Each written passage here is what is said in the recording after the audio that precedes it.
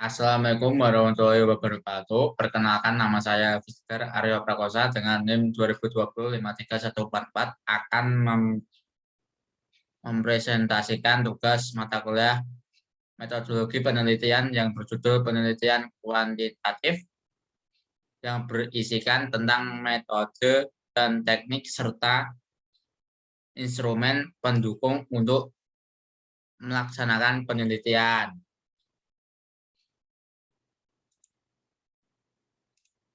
Penelitian kuantitatif pada bahasan kali ini diterangkan bagaimana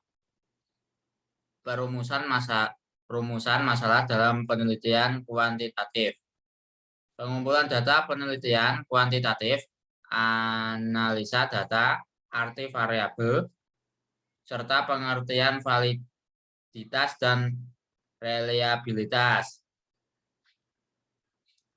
Penelitian ini merupakan pengamatan yang melibatkan ciri tertentu berupa perhitungan angka atau kuantitas yang didasarkan pada perhitungan presentase, rata-rata, C kuadrat, dan juga perhitungan statistik lainnya. Metode penelitian ini berlandaskan filsafat positivisme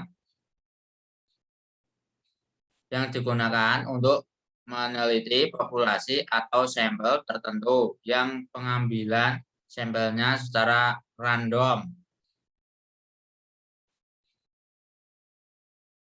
Kesulitan dalam penelitian kuantitatif ini adalah menentukan metode statistik yang tepat karena belum banyaknya literatur yang lengkap. Komponen dan proses penelitian kuantitatif. Ada dua tahapan pada ilmu statistik, yaitu statistik deskriptif yang berkaitan dengan pencatatan dan peringkasan data, tujuannya menggambarkan hal penting pada sekelompok data. Kemudian statistik inferensi yang berkaitan dengan pengambilan keputusan dari data yang telah dicatat dan diringkas. Dapat dilihat pada gambar 1 bagaimana proses penelitian kuantitatif. Rumusan masalah dalam penelitian kuantitatif. Rumusan masalah merupakan pertanyaan yang akan dicarikan jawabannya melalui kumpulan data yang biasanya menyertakan ruang lingkup membatasi masalah yang akan dipecahkan.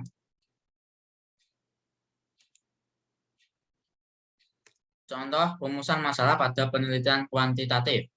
Contoh rumusan masalah Bobby 2005.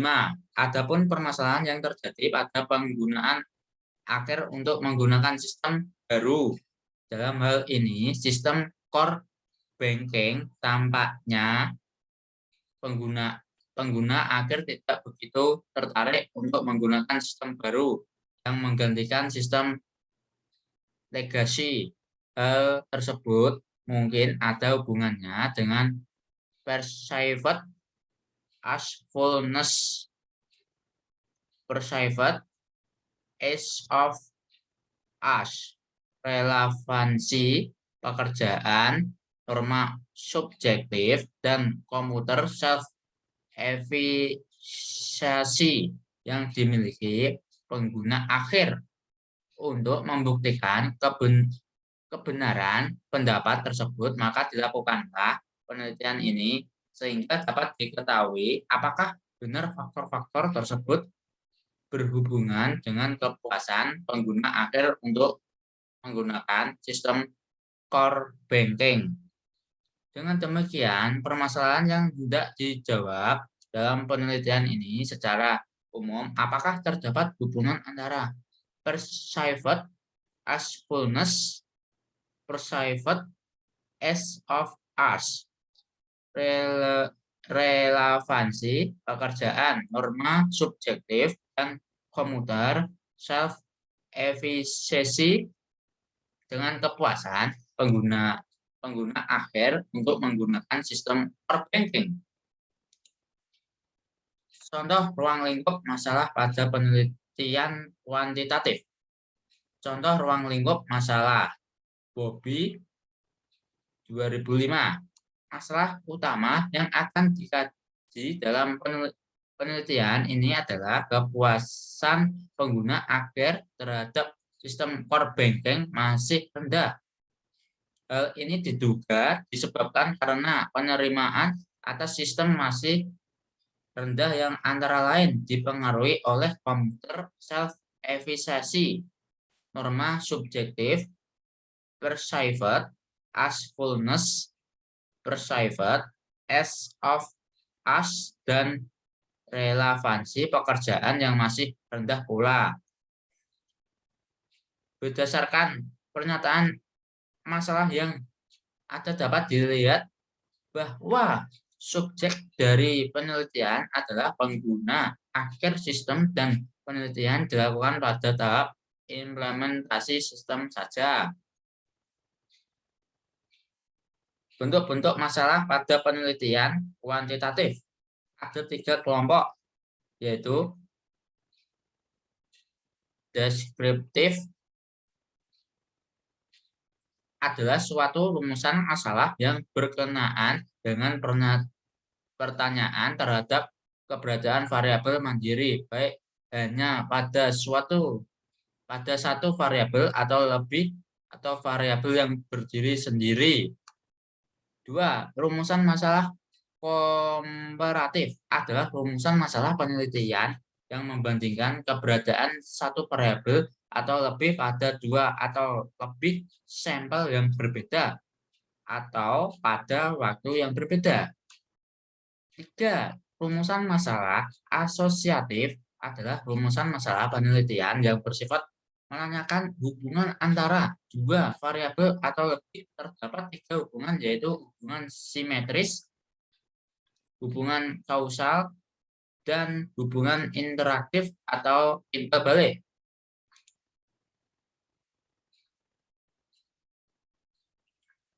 Contoh rumusan masalah dalam penelitian kuantitatif. Bisa dilihat di slide 8. Variabel. Selanjutnya adalah variabel. Variabel merupakan sesuatu yang biasa kita ukur, bisa berupa pendapat, kepuasan, kinerja, dan lain sebagainya yang bersifat berubah-ubah dan merupakan objek atau faktor yang berperan dalam peristiwa atau gejala yang akan diteliti. Secara umum terdiri dari 2, yaitu variabel bebas dan terikat. Sedangkan dari sifatnya dibedakan menjadi 2, yaitu variabel kualitatif dan kuantitatif. Variabel dapat dibagi menjadi 2 bagian, yaitu variabel bebas atau independent variable. Disebut juga independent variable. Biasa disebut variabel prediksi atau variabel yang sebenarnya. Variabel terikat atau dependent variabel biasa disebut variabel luaran atau variabel bukan sebenarnya.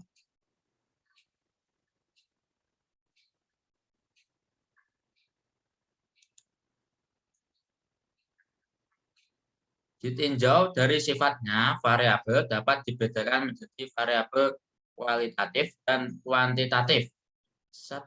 Variabel kualitatif adalah menunjukkan sifat kualitas dari objek yang menghasilkan data kualitatif melalui pengamatan. Dalam menganalisis data kualitatif atau yang berasal dari data kualitatif ini, bila mana akan menggunakan metode statistik, K, maka data kualitatif tersebut harus dikuantitatifkan melalui cara pemberian skor atau scoring.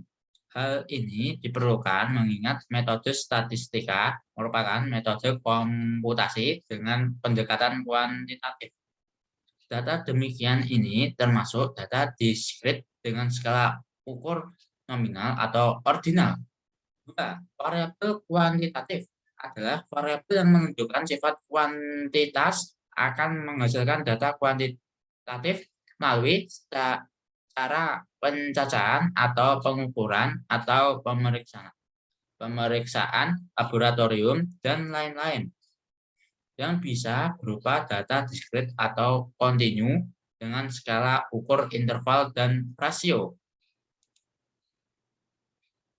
Macam-macam data variabel berdasarkan kategori atau kategorikal ada dua macam, yaitu satu binary atau dikotomous, yaitu variabel yang mempunyai dua nilai kategori yang saling berlawanan. Dua, nominal atau non-ordered polytomous. Dalam skala nominal dipergunakan angka-angka, namun angka-angka tersebut hanya merupakan tanda untuk mempermudah analisis. Dua, variabel ordinal adalah data yang didasarkan pada hasil dari kuantifikasi data kualitatif. Biasanya, data ini diambil dari suatu penentuan skala pada suatu individu. Misalnya skala untuk tingkat kepuasan atau ordered polytomous. Variabel 3, variabel ukur atau metric variables memiliki bentuk sebagai berikut. Interval merupakan angka kuantitatif namun tidak memiliki nilai nol mutlak. Misalnya untuk mengukur temperatur dengan menggunakan skala Fahrenheit dan Celsius, di mana masing-masing memiliki skala tersendiri dan sama-sama menggunakan 0 dalam satuan skalanya. Perbedaannya hanya terletak pada jaraknya. Rasio hanya berupa angka kuantitatif yang memiliki nilai 0 mutlak. Contohnya dalam perhitungan variabel. Untuk mengukur variabel kita memerlukan instrumen, di mana instrumen yang digunakan harus memenuhi persyaratan tertentu, di antaranya dari segi validitas atau kesahihan yang menunjukkan sejauh mana alat pengukur itu mengukur apa yang dimaksudkan untuk diukur. Reliabilitas suatu alat pengukur menunjukkan hasil pengukuran yang berupa kepekaan atau akurasi. Data yang dibutuhkan dalam penelitian tergantung pada tujuan penelitian. Dalam hal ini, maka perlu diperhatikan apakah datanya merupakan data kualitatif atau data kuantitatif. Jenis data kualitatif merupakan jenis data yang dapat diukur secara langsung atau dapat dihitung, sedangkan data yang hanya dapat diukur secara tidak langsung termasuk ke dalam jenis data kualitatif.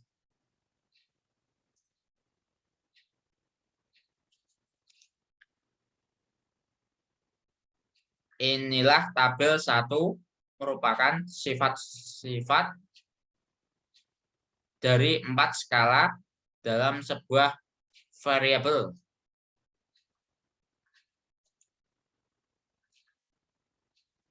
Pada gambar 2, merupakan pembagian data untuk pengolahan statistik.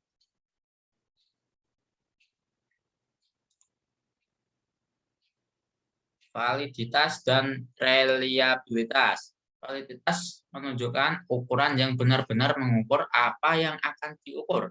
Jadi dapat dikatakan semakin tinggi validitas suatu alat tes, maka alat tes tersebut semakin mengenai pada sasarannya atau semakin menunjukkan apa yang seharusnya diukur. Suatu tes dapat dikatakan mempunyai validitas tinggi apabila tes tersebut menjalankan fungsi ukurnya atau memberikan hasil ukur sesuai dengan makna dan tujuan diadakan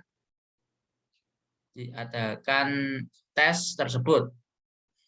Jika peneliti menggunakan kuesioner di dalam pengumpulan data penelitian, maka item-item yang disusun pada kuesioner tersebut merupakan alat tes yang harus mengukur apa yang menjadi tujuan penelitian.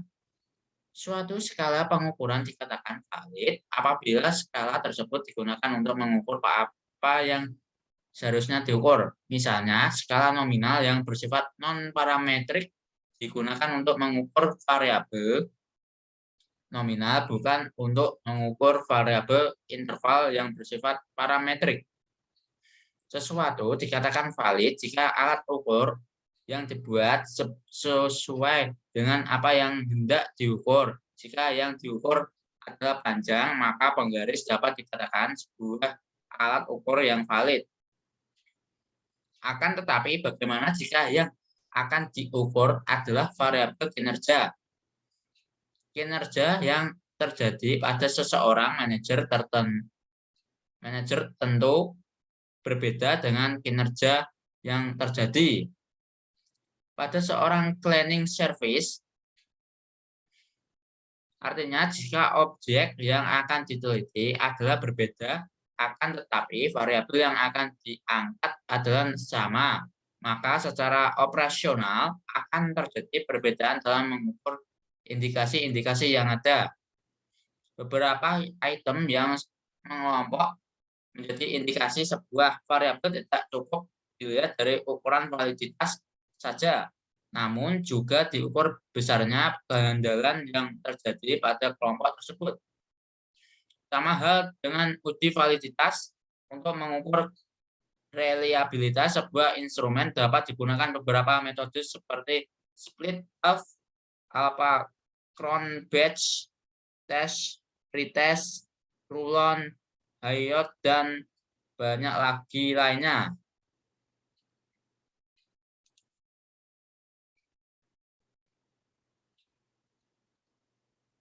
Jadi dapat kita simpulkan bahwa suatu alat ukur yang tidak reliable pasti tidak valid. Begitu pula dengan alat ukur yang reliable belum tentu valid.